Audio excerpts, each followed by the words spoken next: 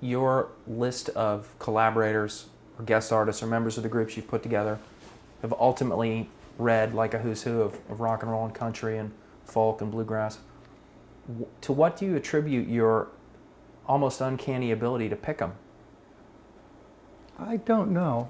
I don't really think I do pick them. I think they just kind of happen. You know, I mean, I don't remember going out and saying that I need David Crosby to be in the band, or Graham Parsons or Clarence White.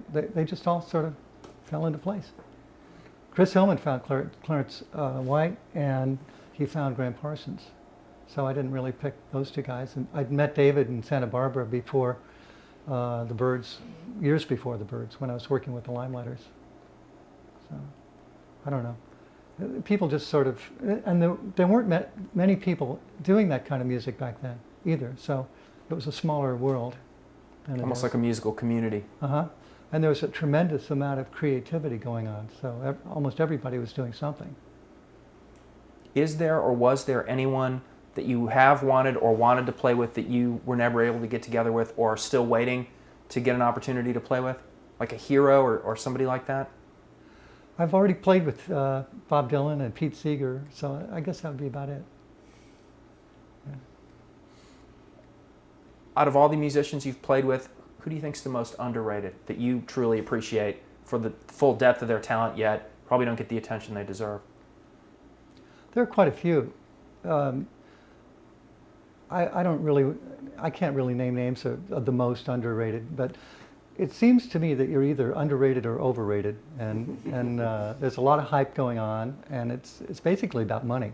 If somebody pours money into an artist to boost that artist's name and recognition, they'll be rated highly, and then if they don't, they won't be. And so there are a lot of great talented artists who are wonderful and might be appreciated later. It was all magic back then. We don't know what happened. Maybe there was payola, maybe there wasn't, I don't know. But as far as I know, the story goes like Tom Donahue broke the record, Mr. Tambourine Man, in San Francisco in '65.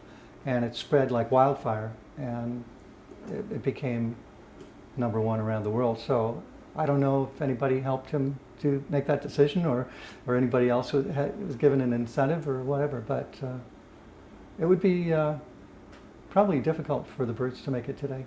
But then, it's apples and oranges. I mean, because what we did back then isn't happening today. So I don't know.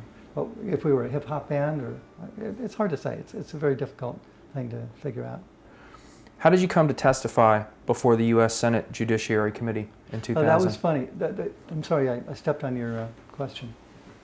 No, that was it. I mean, I have some follow-ups, but what brought you to Congress to talk?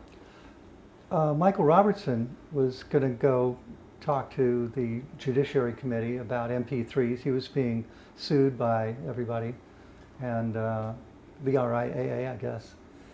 And so I offered to help him out because I was a big fan of Michael's work. I thought MP3.com was a wonderful thing.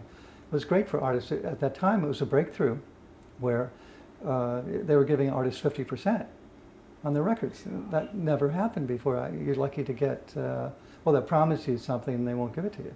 So you're lucky to get anything. But so I went up to help Michael out, and I went basically to say that, hey, MP3s are good for artists. They're not robbing artists of their royalties.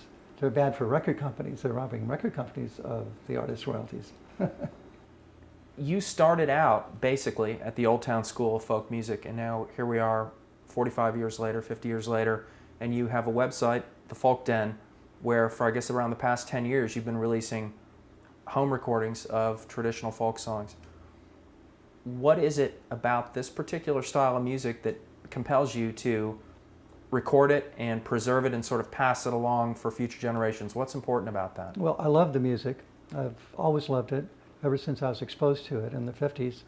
And I always thought it was going to be healthy and keep going. But around 10 years ago, I started to wonder about that.